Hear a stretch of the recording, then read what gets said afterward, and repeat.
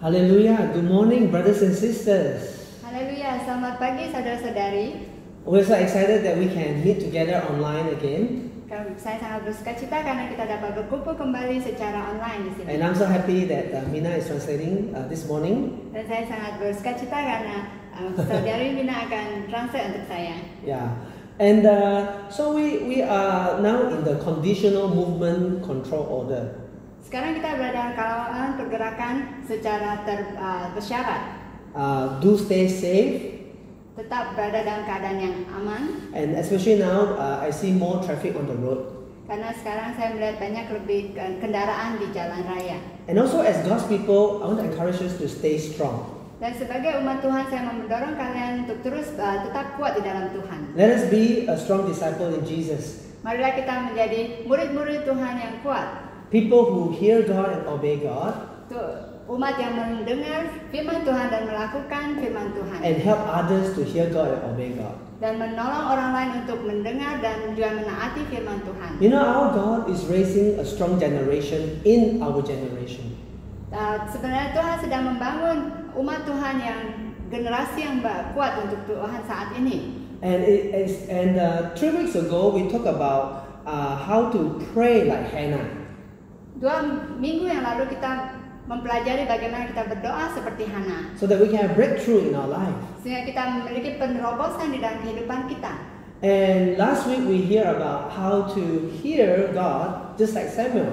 Dan minggu lalu kita mendengar bagaimana kita dapat mendengar dari Tuhan sama seperti Samuel. And all these are important building blocks. Jadi ini adalah bagian-bagian yang penting dalam pembangunan kita. This week we want to talk about how to grow like David. Dan hari ini kita akan belajar bagaimana kita dapat bertumbuh seperti Daud. I invite you to follow with your Bible. Saya mau mengundang kamu untuk mengikuti bersama dengan Alkitab kamu. And listen to what the Holy Spirit wants to say to you today. Dan mendengarkan apa yang Roh Kudus akan katakan kepada kamu hari ini. And so today we're going to talk about a very exciting topic called anointing. Dan pada hari ini kita akan membicarakan tentang sesuatu topik yang sangat menarik, yaitu tentang urapan. God wants to raise an anointed generation. Tuhan mau membangkitkan generasi yang diurapi. God is looking at people who will impact their world for good. Tuhan mau mencari orang-orang yang akan membuat impact yang besar kepada dunia. And to be anointed means to be set apart for God. Untuk diurapi kita harus dipisahkan daripada dunia untuk Tuhan. And that means we are for God's purpose. Yaitu kita mau melakukan sesuatu bagi tujuan Tuhan. In the Old Testament, anointing is done with olive oil. Dalam perjanjian lama, pengurapan dilakukan dengan meletakkan minyak zaitun. A prophet would anoint a person with oil. Yaitu Nabi Tuhan akan memberikan urapan kepada hamba Tuhan dengan minyak zaitun. And it's a sign of being set apart for ministry. Itu menandakan bahwa orang tersebut akan dipisahkan untuk melayani Tuhan. God wants all of us to be the anointed generation. Tuhan mau setiap kita untuk menjadi generasi yang diurapi. And the key verse today is verse 7. Jadi kunci ayat yang pada hari ini adalah ayat 7. The anointing has to do with the heart. Urapan berhubungan dengan hati. The qualities of a heart. Yaitu quality hati kita. And this is what God desires for all of us. Jadi ini yang Tuhan rindukan daripada setiap kita. But we must cultivate that desire. Tetapi kita perlu memiliki kerinduan yang seperti itu. And so in 1 Samuel chapter 16 verse 7 the Bible says. Jadi dikatakan dalam ayat ke-17 di dalam 1 Samuel 16. People look at the outward appearance, but the Lord looks at the heart. Yaitu manusia melihat kepada luaran, tapi Tuhan melihat hati. And what God looks at is what we must look at. Jadi apa yang kita lihat haruslah seperti apa yang Tuhan lihat. Anointing happens when we don't look at situation the way people look at it. Jadi urapan terjadi pada saat kita tidak melihat keadaan seperti orang lain lihat. But we look at how God looks at it. Tetapi kita melihat dengan cara bagaimana Tuhan melihat. So right now I'm going to pray, Father, in Jesus' name, you will anoint us to understand your word and begin to live in the power of your calling. Tuhan, saat ini kami mau berdoa bahwa setiap kami akan diurapi dan dapat melihat bagaimana Engkau melihat Tuhan. In Jesus' name we pray. Dalam nama Tuhan Yesus kami berdoa. Amen. You know, I want to talk about three things today. Talk about the person, then talk about the presence, and then talk about the power. Jadi hari ini saya akan membicarakan tentang 3 hal. Pertama yaitu tentang orang, kedua tentang kehadiran Tuhan, dan yang ketiga tentang kuasa. Anointing has to do with all three. Jadi urapan ini berhubungan dengan 3 hal ini. And the first thing today is that God wants to anoint people who have a heart that's after His heart. Yaitu pertama, Tuhan mau mengurapi mereka yang memiliki hati yang seperti hati Tuhan. God is looking for someone who have the right heart quality. Yaitu Tuhan mencari seseorang yang memiliki hati yang benar di hadapan Tuhan. And in 1 Samuel 16 verse 1, the Bible tells us that God was looking for the next king. Pada saat itu di dalam 1 Samuel 17 dikatakan bahwa Tuhan sedang mencari raja yang berikutnya. Someone to replace Saul who have disqualified himself. Yaitu seseorang untuk menggantikan Raja Saul karena dia telah tidak berkenan di hadapan Tuhan. Saul had anointing, but he didn't know how to keep the anointing. Saul memiliki urapan, tapi dia tidak dapat menjaga urapan itu. Because he disobeyed God's instruction. Karena dia tidak taat kepada perintah daripada Tuhan. So what does it mean to have a heart that's after God's own heart? Jadi apa yang dimaksudkan dengan memiliki hati yang seperti Yesus? My dear brothers and sisters, when we have a heart that values what God values, we are on the right track. Jadi yaitu hati yang menghargai sesuatu yang Tuhan hargai, itulah quality hati yang benar. So when we value what God values, our heart is after God's heart. Jadi pada saat kita menghargai apa yang dihargai oleh Tuhan, berarti hati kita saat itu adalah hati yang benar. So let's look at the heart of David right now. Jadi mari kita lihat hati Daud. We see in 1 Samuel chapter 17 how David have a heart that wants to glorify God's name. Jadi kita lihat dalam 1 Samuel 17 di mana Daud memiliki hati yang selalu merindu untuk memuliakan Tuhan. When he was a shepherd boy, he lived to glorify God. Pada saat dia menjadi gembala daripada domba-domba, dia memiliki hati yang rindu untuk tahu isi hati Tuhan. And in chapter 17, when David was at the battlefield with the Israelite army facing the Philistine army, David's heart was to bring God glory. Dan di dalam ayat pasal 17 juga, di mana pada saat Daud melawan Goliat, dia juga memiliki hati yang rindu untuk memuliakan Tuhan. He was not seeking self-glory. Dia tidak mau melihat kemuliaan dirinya sendiri. He was concerned for God to have the glory. Tapi dia lebih peduli kepada Tuhan untuk dimuliakan. He talked about God's army as the army of the living God. Dia mengatakan bahwa prajurit Tuhan adalah prajurit yang hidup. So that David's heart is a heart that wants to bring glory to God. Jadi hati Daud adalah hati yang selalu mau memuliakan nama Tuhan. When we live like that, our heart is after God's own heart. Jadi kalau kita hidup seperti itu, kita memiliki hati yang rindu untuk mengetahui isi hati Tuhan. And David not only had a heart to glorify God, David had a tremendous faith in God. Bukan saja dia memiliki hati yang ingin mengetahui isi hati Tuhan, tapi dia juga memiliki iman yang begitu besar. He had a faith that King Saul and the Israel army did not have. Dia memiliki iman yang begitu besar yang tidak dimiliki oleh Raja Saul dan juga prajurit Israel. You can read all about this in 1 Samuel chapter 17. Kamu dapat membaca semua ini dalam 1 Samuel 17. I want to encourage you to read after this message. Saya mau mendorong kamu untuk membaca ayat ini setelah kebaktian. So that you will be strengthened in your faith.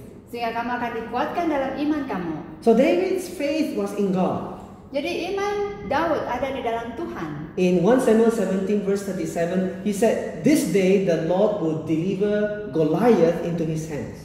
Dikatakan bahwa pada hari ini Tuhan akan meletakkan Goliat di dalam tangan Tuhan. See, he had faith. Dia memiliki iman. And he said that the battle is the Lord's. Dan dia katakan ini adalah perlawanan Tuhan. You know, God is looking for a heart that wants to glorify Him and a heart that has faith in Him. Yaitu kita lihat bahwa dia memiliki iman untuk memuliakan nama Tuhan. God is looking for people like that today. Jadi Tuhan mencari orang-orang yang seperti itu hari ini. It is not about how we look on the outside. Jadi bukan seperti apa yang kita lihat dari luaran. It's not about external impressiveness. Bukan melihat daripada keluaran yang menarik saja. It's not about how well we speak. Atau bagaimana baiknya kita berbicara. It's not about how tall we are. Bukan bagaimana tinggi kita. Or how strong we are. Atau berapa kuat kita. God looks for those who look for Him and share His values. Tuhan mencari mereka yang mencari Dia Tuhan dan juga mau membagikan nilai-nilai Tuhan dalam hidupnya. You and I can be that person today. Jadi kamu dan saya dapat menjadi orang tersebut. I want to encourage you, whether you have gone back to work or still have to stay at home, be a person after God's heart. Jadi saya mau mendorong kamu, apakah kamu sudah bekerja atau masih tinggal di rumah, jadilah orang yang seperti itu, yaitu orang yang memiliki hati seperti hati Tuhan. Whatever you do with your life, give God the glory. Jadi apapun yang kamu lakukan untuk memuliakan nama Tuhan. When you take care of your children at home, pada saat kamu menjaga anak-anak kamu di rumah, give God the glory. Berikan kemuliaan pada Tuhan. When we go to work, pada saat kita bekerja, give God the glory. Kita juga memuliakan nama Tuhan. When we go through difficult times, pada saat kita melalui masa yang mencabar, give God the glory. Mari kita berikan kemuliaan pada Tuhan juga. And have a strong faith in Him. Dan kita memiliki iman yang kuat di dalam Dia. Just like David. Sama seperti Daud. So that's the first thing. Jadi itu hal yang pertama. Now, a second thing is that for anointing to happen, we see that in David's life, he had a heart that was always living in the presence of God. Yaitu lihat di sini bahwa Daud memiliki hati yang hidup dalam hadirat Tuhan. You know, he was always living in the presence of God. Dia selalu tinggal di dalam hadirat Tuhan. He was a worshipper all the time. Dia adalah penyembah sepanjang hari. Do you know that he was already a worshipper living in God's presence even before he was anointed? Kamu tahukah bahwa dia tetap tinggal di dalam hadirat Tuhan, sudah tinggal di dalam hadirat Tuhan sebelum dia diurapi. He had the life of a worshipper. Dia memiliki kehidupan sebagai seorang penyembah. When he was in the field looking after the sheep, he had a musical instrument that he would play and worship God. Pada saat dia menjaga kawalan domba di padang, dia memiliki alat musik untuk menyembah Tuhan di padang. From young he was a shepherd. Jadi masih muda dia sudah menjadi gembala. And David already had that relationship with God. Jadi Daud sudah memiliki hubungan seperti itu dengan Tuhan. And you know, when we learn to worship God, even when we are working or at home, we are always in the presence of God. Jadi pada saat kita menyembah Tuhan, pada saat kita bekerja atau berada di rumah, kita belajar bagaimana selalu menjadi penyembah di mana kita berada. David's kind of worship literally bring a change in the spiritual atmosphere. Jadi penyembahan yang dilakukan oleh Daud membawa perubahan di dalam atmosfer. And even bring a change in people. Dan juga membawa perubahan di dalam hidup seseorang. And you can read this in 1 Samuel 16 where King Saul would ask David to play music, and whenever David played the music, the demonic spirit that was oppressing Saul had to leave. Kamu dapat baca di dalam 1 Samuel 16 di mana pada saat Daud memainkan alat musik, kuasa roh setan yang mempengaruhi Saul meninggalkan dia. It is not about how well he played the music. Bukan bagaimana baiknya dia memainkan musik. It was because he had a heart of a worshipper. Karena dia memiliki hati seorang penyembah. You know, God is not looking at how well we sing. Tuhan tidak melihat bagaimana baiknya kita menyanyi. If we have a good voice, we can sing and worship God. Pada saat jika kita memiliki suara yang merdu, kita boleh menyanyi untuk Tuhan dan menyembah Tuhan. But even if our voice is not that great, we can still sing and worship God. Tapi walaupun kita tidak memiliki suara yang bagus atau merdu, kita masih tetap dapat menyembah dan menyanyi untuk Tuhan. Because it's about the heart of worship. Karena itu tentang hati yang menyembah. And brothers and sisters, worshiping God is very powerful. Saudara-saudari, menyembah Tuhan itu sesuatu yang sangat berkuasa. When you have a heart of worship at home, your home become a worship place. Pada saat kamu menyembah Tuhan di rumah, rumah kamu akan menjadi rumah yang penuh dengan puji sembah. When you have a worshipful heart, your car, as you drive, your car is a place of worship. Pada saat kamu memiliki hati yang menyembah, kereta kamu pada saat kamu mengendarai kereta kamu juga ada tempat untuk menyembah. It's not about the place, it's about the person. Jadi bukan tempat, tetapi hati seseorang. A person who is dwelling in the presence of God. Yaitu seseorang yang tinggal di dalam hadirat Tuhan. So we see that for David, he enjoyed a relationship with God in his everyday life. Jadi kita lihat Daud sangat rindu dan selalu berada dalam hadirat Tuhan dalam kehidupan sehari-harinya. He was living in God's presence. Dia tinggal di dalam hadirat Tuhan. Here's a story. God called Samuel to go and anoint one of the sons of Jesse to be the next king. Jadi ini ceritanya di mana Tuhan meminta Samuel untuk mengurapi salah satu anak Isai. So Samuel went to Jesse's house and said, I want to see your sons. Dan Samuel pergi ke rumah Isai dan katakan, saya mau melihat anak-anak kamu. And so Jesse brought 7 sons out. Dan Isai membawa 7 anaknya. One by one. Satu persatu. And the first one was very tall and impressive. Yang pertama sangat tinggi dan sangat kelihatannya sangat kuat dan menarik. And even Samuel the prophet thought that this is the next king. Dan Samuel juga berpikir bahwa inilah raja yang berikutnya. But God says, don't look at the outward appearance. Tetapi Tuhan katakan kepada Samuel, jangan melihat luaran, Look at the heart. tetapi lihat hatinya. So number 1, number 2, number 3, number 4, until number 7. Jadi dia terus melihat nomor 1, 2 dan sampai 7. And none of them.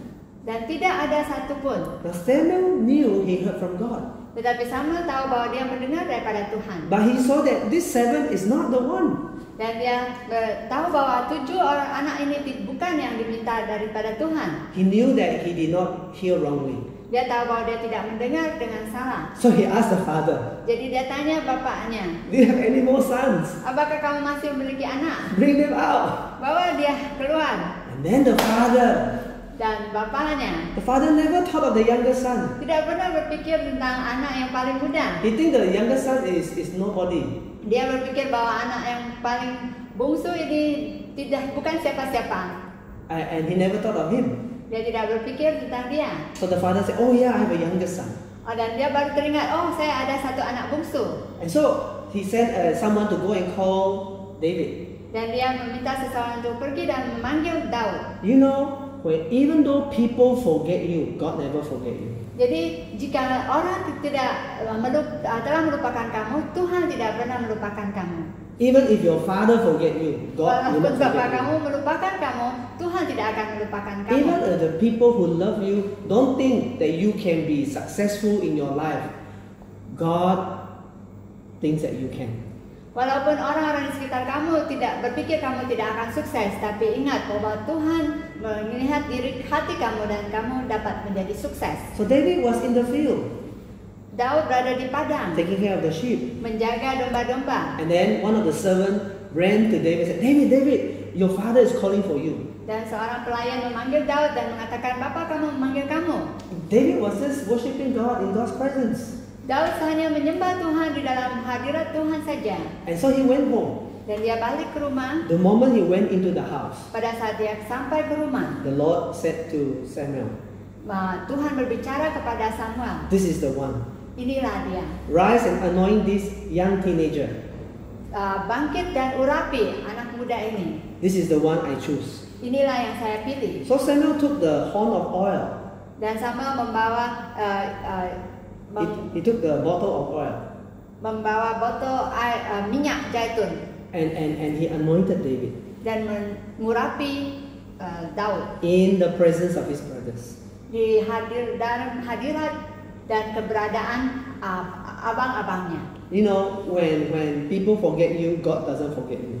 Jadi ingat bahwa jika manusia melupakan kamu, Tuhan tidak melupakan kamu. Learn to enjoy the presence of God in your life.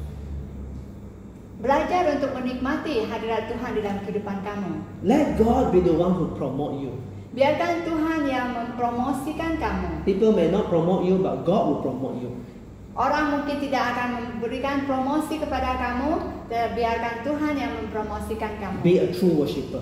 Jadilah penyembah yang sejati. So I want to encourage all of you brothers and sisters to enjoy worshiping God even in your daily work. Jadi saya mau mendorong setiap kalian untuk menikmati penyembahan di dalam tempat-tempat kerjamu juga. In fact, Jesus tells us in John chapter 4 Dan di mana Tuhan mengatakan dalam Yohanes 4 that our Father is looking for worshippers who will worship Him in spirit and in truth. yaitu Bapa kita mencari mereka yang akan menyembah di dalam roh dan kebenaran. These are the true worshippers that the Father looks for. Jadi ini adalah penyembah-penyembah benar yang Bapa cari. So let us be people who are always living in God's presence. Jadi marilah kita menjadi umat Tuhan yang selalu tinggal di dalam hadirat Tuhan. You can worship God even as you cook lunch for your children. Kamu dapat menyembah Tuhan pada saat kamu memasak makan tengah hari. You can worship God as you wash your car. Kamu dapat menyembah Tuhan pada saat kamu mencuci kereta. You can worship God as you go back to your office now. Dan kamu dapat menyembah Tuhan pada saat kamu kembali ke office kamu juga. And young people, you can worship God even as you study. Dan sebagai anak-anak muda, kamu dapat menyembah Tuhan juga pada saat kamu belajar. Worship is a condition of the heart. Penyembahan adalah kondisi hati kita. So God wants to anoint people who wants to be in His presence. Jadi Tuhan mau mengurapi mereka yang selalu tinggal di dalam hadirat-Nya. And I want to encourage us to be that kind of people. Jadi saya mau mendorong setiap kalian untuk menjadi orang yang seperti itu. Now, having a heart that wants to give God the glory, having a heart of faith is wonderful. Jadi memiliki hati yang rindu kepada isi hati Tuhan sangatlah baik. Having a heart that is worshiping God all the time is absolutely wonderful. Memiliki hati yang selalu rindu untuk tinggal dalam hadirat Tuhan juga sangat indah. But that's still not enough. Tetapi itu tidak cukup. Because the third thing that we discover in the Bible is that our heart needs to be empowered by the Holy Spirit. Yaitu hal yang ketiga yang kita lihat di sini bahwa Tuhan juga mau melihat hati kita yang dipenuhi dengan roh Tuhan. A heart that is filled with the power of God. Yaitu hati yang dipenuhi dengan kuasa roh Tuhan. And you know, God's presence is not the same as God's power.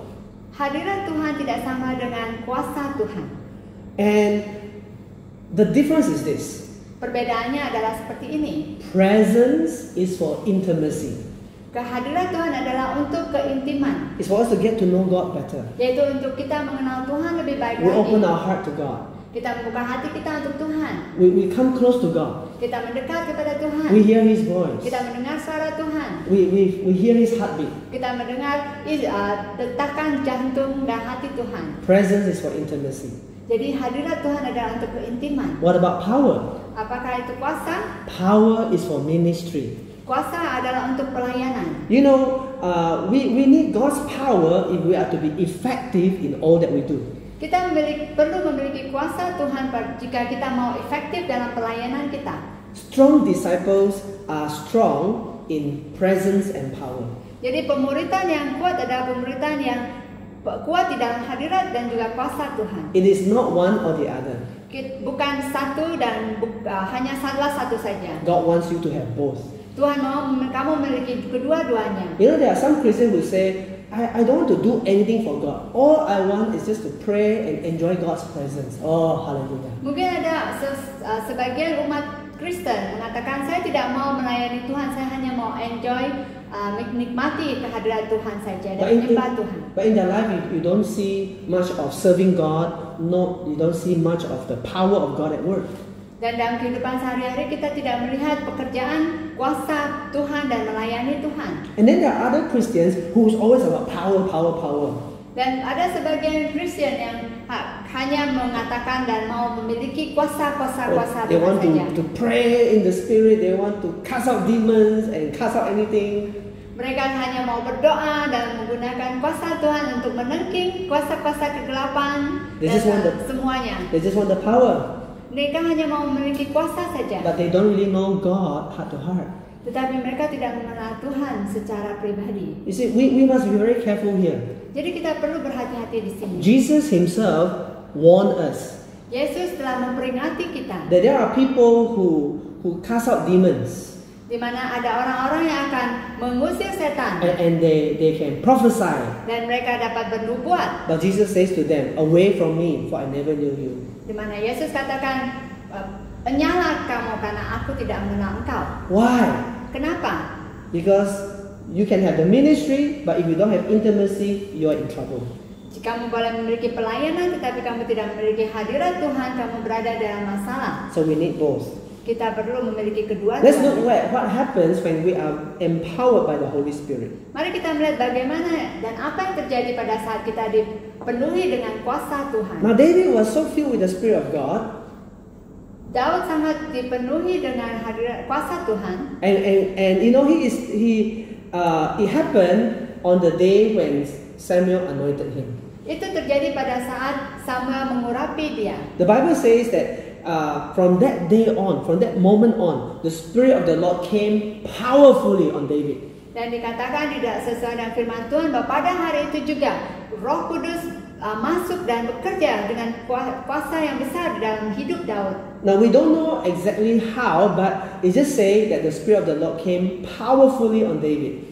Kita tidak tahu bagaimana itu terjadi, tapi kita dapat mendengar bahwa kuasa Tuhan turun atas Daud dengan kuat. There was a change. Ada perubahan. His brothers can sense it. Bahkan abang-abangnya dapat merasakannya. People around him would see that David looks the same, but he's not the same. Di mana orang-orang sekeliling melihat bahwa Daud nampak sama, tapi dia tidak sama. And you know, this is exactly what God wants us to understand. Jadi ini yang Tuhan ingin kita pahami. And when David played his music instrument before Saul, Pada saat Daud memainkan alat musik di hadapan Raja Saul, the Bible says that relief would come to Saul. di firman Tuhan katakan bahwa ada kelegaan yang terjadi di dalam diri Saul. And Saul would feel better, and the evil spirit would leave Saul. Di mana Saul merasakan lebih baik dan roh setan itu keluar daripada dia. You see, when David does anything, the presence of God and the power of God is manifest. Jadi pada saat Daud melakukan sesuatu, kuasa Tuhan dinyatakan. Let me say one thing here, very important. Jadi saya mau mengatakan sesuatu yang sangat penting. We need intimacy and ministry. Kita perlu memiliki keintiman dengan Tuhan, hadirat Tuhan dan juga kuasa Tuhan. But intimacy must come before ministry. Jadi keintiman kita kepada Tuhan haruslah datang sebelum pelayanan kita. Let us not be people who minister without knowing God. Janganlah kita menjadi orang yang melayani tanpa mengetahui Tuhan, mengenal Tuhan. We may cast out demons, we may prophesy, we may preach and teach, but God wants us to be people who know Him heart to heart. Kita mungkin dapat memberikan khotbah yang luar biasa, kita dapat menengking kuasa-kuasa kegelapan, tapi ingat bahwa Tuhan juga menginginkan kita untuk memiliki hati yang dekat dengan Dia. From that day on, David was filled with the Spirit of the Lord. Jadi mulai hari itu, Daud dipenuhi dengan kuasa Roh Tuhan. And then we read in 1 Samuel 17, when David went to the battlefield and saw Goliath, this is what happened. Jadi kita dapat baca di dalam 1 Samuel 17 di mana pada saat Daud berada di padang untuk menghadapi Goliath, ini yang terjadi. If you and I were at the battlefield that day, jika kamu dan saya berada di medan perang saat itu, you will see a small boy, like a teenager, very short and small size, standing next to Goliath, who is Bible says he's 9 feet tall. Dan kamu mungkin melihat seorang anak kecil yang sangat mungil, dan kamu akan melihat Goliath yang begitu besar dan tinggi berdiri di hadapannya. David was the youngest and the smallest. Karena Daud adalah seorang yang paling muda dan paling kecil on the battlefield. Di medan perang. And Goliath was 9 feet tall. Dan Goliath itu 9 kaki. You know, even though David was the youngest and the smallest, he defeated the biggest and the strongest. Walaupun Daud paling kecil dan paling terakhir dalam keluarganya, tetapi dia dapat mengalahkan Goliath yang tinggi dan besar. And on that day, David brought a mighty victory for Israel. Dan hari itu dia membawa kemenangan yang besar bagi bangsa Israel. How can it be that someone so small and so young can be so powerful? Bagaimana mungkin seseorang yang begitu kecil dan begitu muda dapat memiliki kekuatan yang begitu besar? How can someone that even his own father think he has no potential be so powerful? Bagaimana seseorang yang bapa dia pun tidak melihat dia akan menjadi seorang yang sukses dapat menjadi begitu berkuasa? It's because of the Spirit of the Lord. Itu disebabkan karena roh Tuhan ada di dalam. You and I need to be empowered by God's Spirit. Jadi kamu dan saya perlu dipenuhi dengan roh Tuhan. As you go back to work, Pada saat kamu kembali ke tempat kerja, as you become concerned about how to make the income increase again, pada saat kamu mulai khawatir dengan bagaimana saya dapat memperbaharui dan memperbaiki pendapatan saya, why don't you let God's anointing come on you? marilah kita membiarkan urapan Tuhan datang kepada hidup kita. Even though your problem at work is like Goliath, Mungkin kamu melihat masalah dan cabaran kamu di tempat kerja sama seperti Goliat. you and I can be David today. Kamu dan saya dapat seperti Daud hari ini. We can have the power of God in our life. Kita dapat memiliki kuasa Tuhan. God looks for this kind of heart, Tuhan mencari orang-orang yang memiliki hati yang seperti itu. a heart that is willing to move by the Holy Spirit. Hati yang bersedia untuk digerakkan oleh roh Tuhan. So to conclude, today I want to challenge all of us listening to be the anointed generation. Jadi sebagai kesimpulannya, saya mau mendorong setiap kita untuk menjadi generasi yang diurapi. Anointing makes a difference. Pengurapan membuat perbezaan. God wants to anoint us. Tuhan mau mengurapi kita. In fact, even for Jesus, before he began his ministry, he need the anointing of God. Bahkan Yesus sendiri pada saat dia mau memulai pelayanannya, dia memerlukan urapan yang daripada Tuhan. And in Luke chapter 4, Jesus read and said, "The Spirit of the Lord is on me because He has anointed me to proclaim good news to the poor." Dikatakan dalam Lukas 14, 18-19 dikatakan roh Tuhan ada padaku. Oleh sebab itu ia mengurapi aku untuk menyampaikan kabar baik kepada orang-orang yang miskin. And He has sent me to proclaim freedom for the prisoners and recovery of sight for the blind, to set the oppressed free and to proclaim the year of the Lord's favor. Dan dia telah mengutus aku untuk memberitakan pembebasan kepada orang-orang tawanan dan penglihatan bagi orang-orang buta, untuk membebaskan orang-orang yang tertindas, dan untuk memberitakan rahmat Tuhan telah datang. Jesus was able to do whatever He did because the Spirit of the Lord was on Him. Yesus dapat melakukan apa yang dapat dia lakukan karena roh Tuhan datang dan memenuhi dia. And as God's people, the church needs the anointing of God in order to fulfill the Great Commission. Jadi sebagai gereja dan sebagai umat Tuhan, kita memerlukan roh Tuhan dan diperlengkapi dengan roh Tuhan agar kita menjadi efektif dalam pelayanan kita. That's why Jesus says that you will receive power when the Holy Spirit comes on you, and you will be my witnesses in Jerusalem, Judea, Samaria, to the ends of the earth. Itulah sebabnya dalam firman Tuhan dikatakan di dalam Kisah Rasul bahwa tetapi kamu akan menerima kuasa, Roh Kudus turun ke atas kamu, dan kamu akan menjadi saksiku di Yerusalem, di seluruh Yudea dan Samaria, dan sampai seluruh dunia. I want to tell you the secret now. Saya mau memberitahu kamu satu rahasia. How you can have this power. Bagaimana kamu memiliki kuasa seperti It ini? has to do with our heart after God's heart. Yaitu kita memiliki hati yang mengetahui isi hati Tuhan. We don't live our own glory, but for God's glory. Kita tidak tinggal untuk kemuliaan diri kita sendiri, tapi kita mau memuliakan Tuhan. We dare to have faith in God, Kita berani untuk memiliki iman di dalam Tuhan, and we worship God in spirit and in truth. dan kita mau menyembah Tuhan di dalam roh dan kebenaran. And now the thing is this. Dan ini satu hal yang perlu saya The beritahu. key for the empowering from the Holy Spirit is this. Jadi kunci daripada pengurapan daripada kuasa roh adalah Listen carefully to what Peter shared in Acts chapter 2. dengar baik-baik apa yang Petrus katakan di dalam Kisah Rasul 2. Peter tells all of us to repent and be baptized in the name of Jesus Christ for the forgiveness of our sins. Di mana Petrus mengatakan, bertobatlah dan dibaptis setiap dari kamu dalam nama Yesus Kristus untuk pengampunan dosa-dosa kamu. All of us are sinners. The only way to be forgiven is in the name of Jesus. Jadi setiap kita ada orang-orang berdosa dan kita hanya dapat diampuni jika kita meminta dan bertobat dan meminta pengampunan daripada Tuhan. And Peter says that when we do like that, Dan Petrus katakan pada saat kamu melakukan hal itu, he said, and you will receive the gift of the Holy Spirit. dan kamu akan menerima Roh Kudus. And this promise is for you and your children and for all who are far off, for whom the Lord our God will call. Karena ini adalah janji untuk Anda dan anak-anak Anda, untuk semua yang jauh, untuk semua yang dipanggil oleh Tuhan Allah kita. Today your sins and my sins are forgiven through Jesus. Hari ini dosa kamu dan dosa saya telah diampuni oleh Tuhan. And Yesus Kristus. the proof of our forgiveness is the gift of the Holy Spirit. Jadi bukti daripada pengampunan dosa kita adalah karunia daripada Roh Kudus. How many of us here wants God's anointing? Berapa di antara kalian mau memilih pengurapan daripada Tuhan? Can you just stand right now wherever you are and raise your hands to God?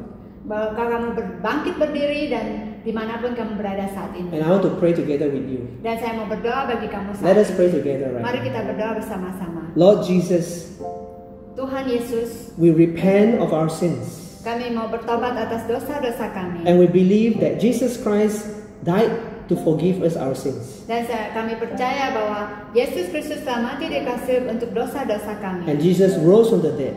Dan Yesus telah bangkit dari mati. Give us your Holy Spirit right now. Berikan Roh Kudus kamu pada kami. Lord, help us from today on Bantu kami mulai hari ini to have a heart that is seeking after your heart. untuk memiliki hati yang selalu mencari isi hatimu. To live in a life of worship. Untuk tinggal di dalam kehidupan yang selalu menyembah. Help us to be filled with the Holy Spirit day after day.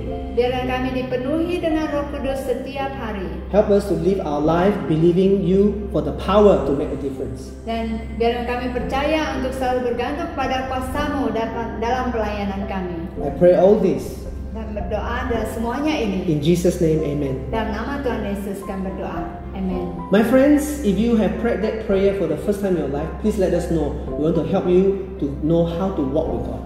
Kawan-kawan, jika kamu berdoa doa ini pertama kali, kamu boleh beritahu kepada kami sehingga kami dapat menolong kamu. And for the rest of us, let us begin to live in the reality of today's message. Dan bagi yang lainnya, marilah kita hidup di dalam realiti daripada firman Tuhan pada hari ini.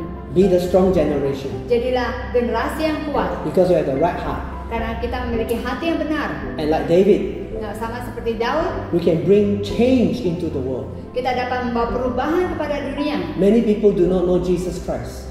Banyak orang belum percaya kepada Yesus They need the Kristus. good news of Jesus. Mereka memerlukan kabar baik tentang Let us Yesus be the Kristus. one who become like David. Biarlah kita menjadi seperti Daud, Walk in the power of God. berjalan di dalam kekuatan Tuhan, Walk in the presence of God. berjalan di dalam hadirat Tuhan. Be the kind of person that God wants to anoint. Jadilah orang yang Tuhan ingin urapi. God bless you. Tuhan memberkati. Let us live out our life for God this week Mari kita menjalani kehidupan kita untuk Tuhan pada minggu ini. until we meet again next Sunday. Dan sampai kita berjumpa lagi minggu hadapan. Bye-bye. Bye-bye. Amen. Hello. Shalom. I'm Nelson from Hope Kuching. And recently, when the MCO went into effect on March 18, many families were caught off guard, especially the daily income earner like the construction workers and hawker store operators, because most of them only have some saving to get by for a few days or maybe a week or so. So what that means was that between the start of the MCO and the time when they actually received the funds in their bank account from the government, there was this period of a few weeks where they may be left with absolute minimal or even to an extent of running dry in the kitchen. So with this realization, a few of us quickly pull up some cash to help cushion that crucial few weeks with some basic necessities like rice and eggs and Maggi mee and cooking oil. And indeed, we managed to bless about 9 families who were already running low on supplies. And it was really encouraging to see that these families are blessed, and we really pray that they will not look to man but to the heavens where help comes from. Quoting from Psalm 121 verse 1, And church, this is how God connects the dots between seeking hearts, praying hearts, and sacrificial hearts to move beyond comfort zone, especially in this time of lockdown. Amen. And there are many other stories of generosity in this time of hardship, and we thank God for each and every one and each and every hand that has given in one way or another, because God sees it. And many thanks to the donors, and especially a big shout out to the brother who helped in the delivery as well. In church, we cannot help everyone, but we can be sure that to help someone. Amen. So hallelujah. Praise God. God bless you.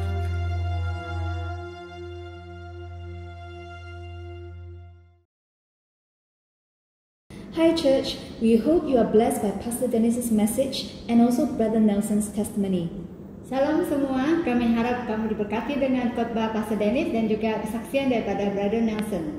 Brother Nelson's story is one of the many stories of people who heard God and obeyed God to be a blessing to others. Kisah Brother Nelson adalah salah satu daripada kisah orang-orang yang mendengar Tuhan dan juga mentaati firman Tuhan dan menjadi berkat bagi orang-orang lain. Generosity is a value that runs deep in this family because it is the heart of God.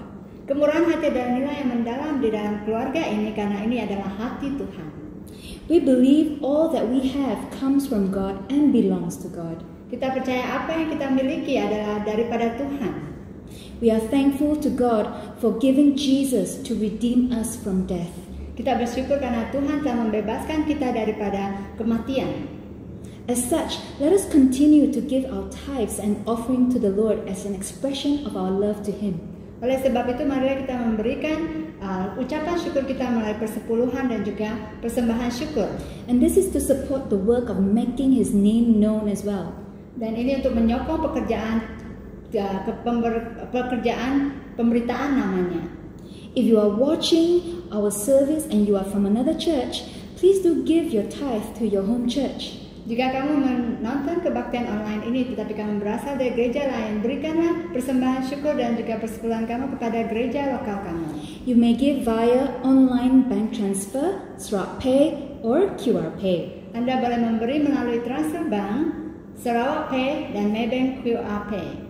In April, we purchased 11,000 ringgit worth of isolation gowns and supplied them to the Sarawak General Hospital and the Heart Centre. Pada bulan April kami membeli alat perlindungan pribadi bernilai 11,000 untuk dibekalkan kepada Hospital Umum Sarawak dan juga Pusat Jantung Sarawak. You can be part of this project by giving to our Love Frontliners project. Kamu dapat mengambil bagian daripada projek ini dengan memberi kepada Project Love Frontline. Please approach your leaders for further information on how to give. Sila hubungi pemimpin untuk maklumat lebih lanjut bagaimana kamu dapat menyumbang. We will continue to collect donations until 30th June. Kami akan terus mengumpulkan dana ini sampai 30 hari bulan Jun. To those who have given, thank you for your generosity. Kepada mereka yang telah memberi, kami mengucap syukur dan terima kasih kepada kemurahan hati kamu. We thank you for joining our online service this week. Kami mengucap terima kasih karena mengikuti kebaktian online kami. See you at the same time and on the same channel next week. Jumpa kamu minggu hadapan di dalam kebaktian yang sama dan waktu yang sama dan channel yang sama juga. Bye. Bye.